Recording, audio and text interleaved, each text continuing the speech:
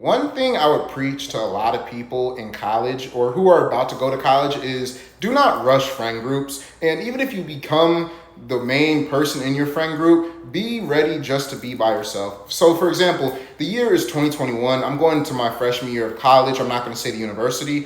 And of course, I'm thinking, okay, my legacy leaders, like the seniors, were telling us, okay, you never know who's going to be who. Have a group, stick with y'all going to grow up together, all that stuff.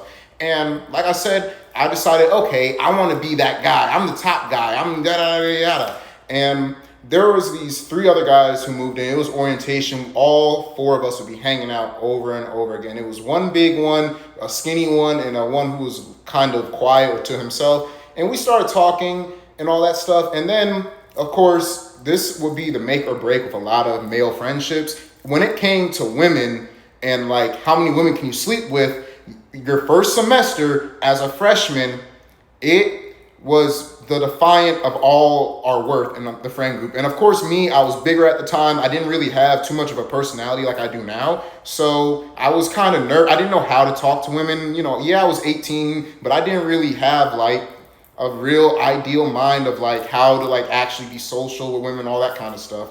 And it was awkward. It led to a lot of fumbling. It led to a lot of people joking on me as well. Like they would always just shit on me. They would always shit on me. And the minute I would stand up for myself, they'd act like I was the biggest one in the friend group to like always start a problem. And basically I was the floater friend really in this friend group. And it hurt so much. Like they would make plans around me instead of like actually involving me. Like it would be me having to find them in public to get with them. But like I said, they never really necessarily included me in anything. And it hurt. It really did. In the back of my mind, I'm like, okay, I know they don't like me, but I don't want to be alone. And yeah, like they would always make fun of me, talk shit about me in front of others, talk about how I don't pull girls, how I want validation, all that stuff. And that led to the second semester of my freshman year. I was so lonely. I was so depressed. Like this confidence in all this I had from high school, from first semester college, just went all the way down. And it really changed my life. It really did. It was the lowest point. I was drinking so much. I was smoking too much. And this is still when I was freshly in college. Like this is my second semester. And I wasn't going to class. I was not eating. I was basically like a fucking crackhead at that point. But yeah, and at that point, I wanted friends. Like, I was on Instagram every single day. Like, damn, I wish I had this friend group. I wish I had a bunch of friends I can go out with. I wish I could always have roommates to be around. And it got lonely. It really did. And my roommate, I don't know if I wasn't cool with him at the time. I'm cool with him now. But he ended up breaking my TV. And it was just basically, I think people just wanted to talk to me out of pity or just as a joke. And it sucked and it hurt. And, the year of sophomore year, I actually have a roommate and suite mates who I actually like. One of my closest friends, I'm not going to say his name for privacy reasons. I'm still friends with him to this day. I met him. We started, smoking together. Yeah, because, in college we smoke, of course. And we just got closer and closer. His roommate, who was in our suite, I was close with him too. And he happened to be gay as well, but he was cool. And, I don't discriminate. I don't care. And we would all just party and stuff like that. And we weren't a group necessarily. They had their own friends. He had the first one who's not gay, he had his own little girlfriend. The other one he was in choir, all that stuff, he pledged. And I was starting to rebuild myself. Then I met a girl while I was taking my trash out. And she told me her name. She went to the same high school I graduated from. I'm like, okay, my dad teaches there, yada, yada, yada. And then she came up and we talked, we chit-chatted, and then, we became friends. It was the two of us. I'm like, okay, she's not my girlfriend or nothing like that. We're just close. We're close friends. And then it led on to just, us having a bunch of adventures together, all that. She still had her friends. I still wasn't really in a group necessarily, at least not yet. And then the years go by, and fortunately, I'm in my junior year of college. Now, junior year of college, I feel like, to me, was the make or break year. I personally believe it, because my junior year of college, I necessarily had a vision for what I wanted to do. I wanted to go to grad school. I'm trying to lock in on my career. And then I meet another friend of mine, and I'm not saying his name either, out of privacy, of course, because he's not really big to the story necessarily. But I met him and another guy in that class, and we were all in a group project, and we were just talking about how the class we're in, interpersonal communication, how, we could value this within friendships, within communication with our girlfriends, partners. I'm still single, of course, at that time.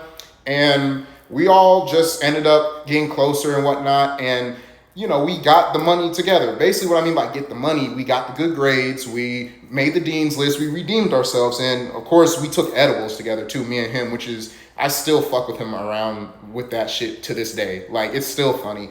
But yeah, and that was, fun experience. And then the years go by. We're in senior year now. Senior year, I'm starting to kind of value my personality more. Like senior year, like the summer of my junior year of college, going into senior year, I was listening to more punk rock music. I was kind of like vibing with my hairstyle. I wanted more tattoos. I kind of wanted to look how I wanted to look. I wanted to basically look like those people who inspired me as a kid to be myself, like Jeff Hardy. I want to say Kurt Cobain. Basically any early 2000s, like late 90s kind of look, that grunge look, and, painting my nails. And I got my septum pierced, which I'm still happy to this day. I always felt like piercing my septum was the best decision of my life, because that's when things got better for me socially and a little bit mentally as well. So I'm losing weight in my senior year. I go from 270 to 245. Right now I'm 240. It's still a work in progress.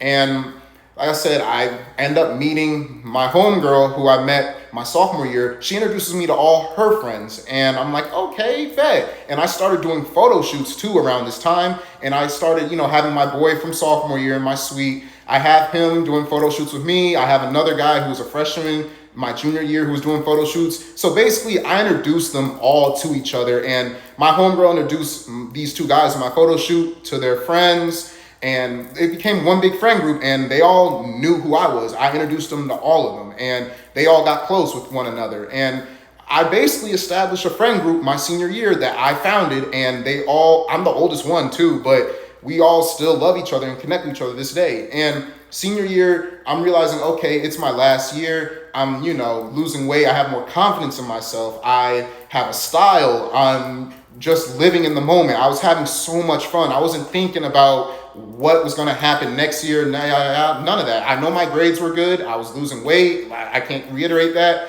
I know I'm going to graduate with honors. And, I did more photo shoots as well.